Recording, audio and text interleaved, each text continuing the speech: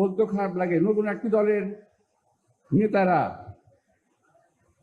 যাদের সম্পর্কে মাঝে মাঝে সোশ্যাল মিডিয়ায় আছে, কয়েকদিন আগে একজনে বলেছেন যাদের কয়েকদিন আগে মাত্র মুসলমানি করা হয়েছে। আমার বক্তব্য না, সোশ্যাল মিডিয়ার বক্তব্য।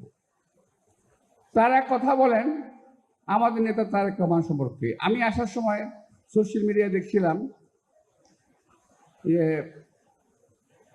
বিএনপিকে এবং আমাদের নেতা তারেক রহমানকে উদ্দেশ্য করে বলছে, হাসিনা গেছে যেই পথে তারেক যাবে সেই পথে। এটা কোনো রাজনৈতিক স্লোগান নয়, দেশকে সুসংগঠিত রাখার স্লোগান নয়, এটা গণতান্ত্রিক ঐক্যকে বজায় রাখার স্লোগান নয়।